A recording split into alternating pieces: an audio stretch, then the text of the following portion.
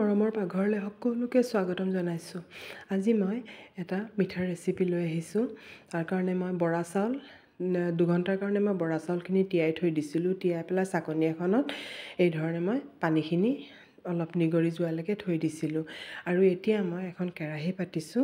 পাতি পেলাই তাত মই অলপ গৰু ঘিউ দিছোঁ। আপোনালোকে যদি ভাবে ৰিফাইন অইলো দিব পাৰে আৰু বাটাৰো দিব পাৰে। গৰু ঘিউ দিলে ভাল লাগে তাৰ ফ্লেভাৰটো। আৰু তাত মই কাজু কেইটামান অলপ ফ্ৰাই কৰি ল'ম। কাজু কেইটামান অলপ ৰঙচুৱা হোৱাৰ পিছতহে মই কিচমিচকেইটা দিম, কাৰণ আমাৰ কিচমিচ বেছি ভাজিব নালাগে, বেছি ভাজিব নোৱাৰিম কাৰণ জ্বলি যায় সোনকালে। সেইকাৰণে কাজুকেইটা যেতিয়া পূৰা ভজা হৈ যাব তেতিয়াহে মই কিচমিচকেইটা দিম।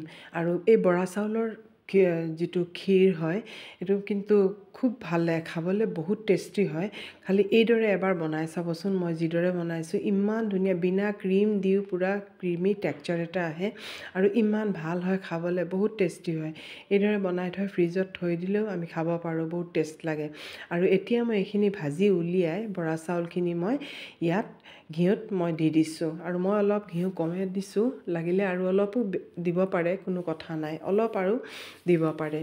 আৰু এতিয়া মই এইখিনি অলপ দেৰি ভাজি ল'ম। আৰু ইয়াত মই কি কৰিছোঁ, মোৰ ঘৰতে নাৰিকল গ্ৰেট কৰি পেলাই আৰু কেৰাহীত মই এই ধৰণে শুকুৱাই পেলাই ফ্ৰিজত থৈ দিওঁ, কেঁচা নাৰিকল।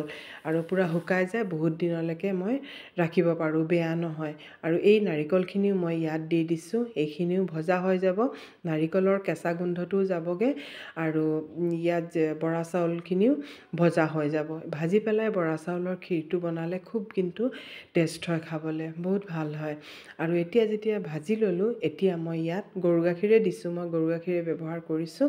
মই গৰু গাখীৰখিনি এই ধৰণে দি দিছোঁ। আৰু এতিয়া মই ইমানখিনি দিলোঁ, আৰু দিব লাগিব।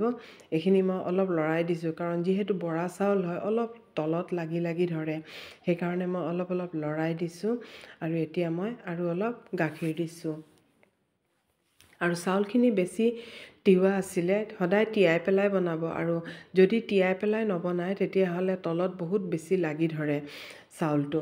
সেইকাৰণে তিয়াই থৈ চাউলটো ভালকৈ ফুলি গ'লে তেতিয়া মানে তলত লাগি নধৰে আৰু পায়সটো খুব ভাল হয় খাবলৈ। আৰু এতিয়া মই ইয়াত ক্ৰীমি টেক্সচাৰ আহিবৰ কাৰণে মই ইয়াত কি কৰিছোঁ, মিল্ক পাউডাৰ 2 চামুচমান মিল্ক পাউডাৰ এই ধৰণে মিলাই দিছোঁ। আৰু উতল অহাৰ আগতে মই মিলাইছোঁ, তেতিয়া আৰু লাম্পছ নপৰে। আৰু এই ধৰণে মিলাই ভালকৈ মই চামুচেৰে এই ধৰণে মিলাই দিম। আৰু তেতিয়া মানে খুব ভাল হ'ব, কাৰণ গৰু গাখীৰ যিহেতু অলপ পাতল থাকে আৰু অলপ পনীয়া টাইপৰ থাকে, সেইকাৰণে মিল্ক পাউডাৰ ব্যৱহাৰ কৰিছোঁ। আৰু অলপ নিমখ দিছোঁ, যিহেতু মিঠা হয়। আৰু নিমখ দিলে মানে কি হ'ব, তেতিয়া চাউলটো অলপ সোনকালে গলিব। আৰু কেশৰ দিছোঁ, এইটো অপশ্যনেল হয়, কেশৰ দিছোঁ, অলপ ৰংটো খুব ভাল আহিব, লাইট য়েল্লোইছ কালাৰ আহিব। কেশৰ দিলে ভাল লাগিব, সেইকাৰণে মই অলপ কেশৰ দিছোঁ কালাৰৰ কাৰণে।